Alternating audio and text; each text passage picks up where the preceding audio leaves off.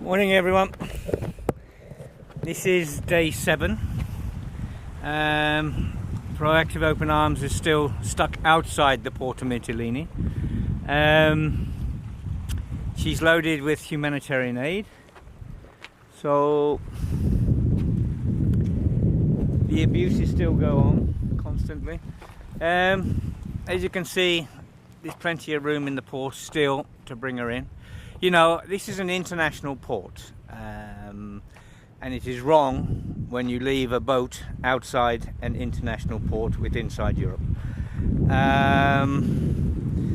You know, she could have been brought into the safety of the port 7 days ago.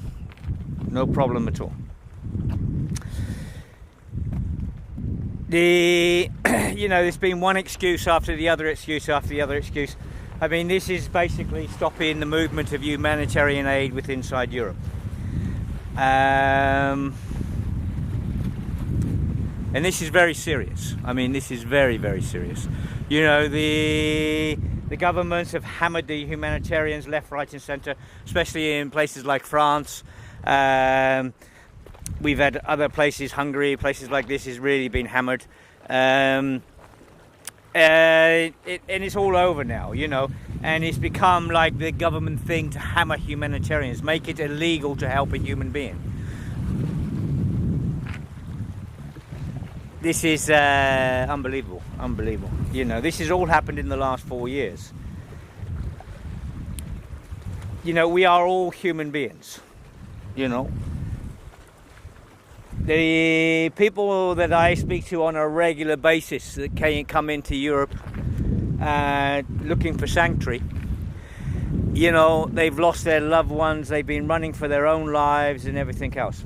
And there's been many incidents now where the governments are sending people back to countries and the people are being murdered and everything else. There are laws in Europe, and the laws were put there for a reason. The humanitarian laws were put there for a reason, you know, and this is what makes Europe a civilized place, because of the laws that were made by our forefathers to make Europe a civilized place. Now we have people in Europe that want to turn Europe into a dictatorship and a really awful bloody place. You know, things like this should never happen anywhere in the world, let alone in Europe. You know, when someone's suffering, we should be able to help them. And the dictators and that are making them suffer, we should get rid of them. You know, we should push them to one side. And the same thing here. When you have people in authorities that are abusing their power because of their own hatred towards other human beings, this is wrong.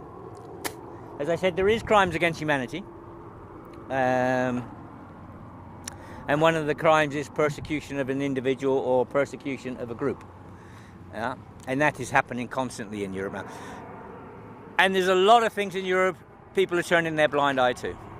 You know, it's because of it is in the press in 2015, and that's it's becoming, I don't know how you can do it. I mean, the media is not putting it out, definitely.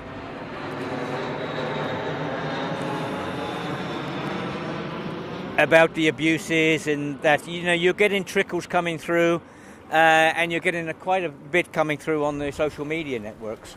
But the actual main media, you know, there's the odd person, odd papers putting it out and odd different groups putting it out, but the majority of the media, you know, they've caused a lot of these problems, this hatred towards other human beings, by sensationalized stupid things like someone goes and stabs someone.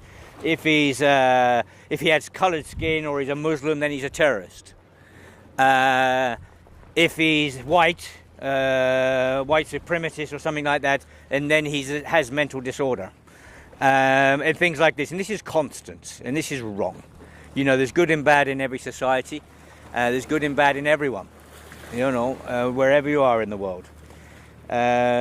and to persecute a group like that is wrong. And when these media and people do this, and these people in high authority, then they too should take the responsibility of what they're doing.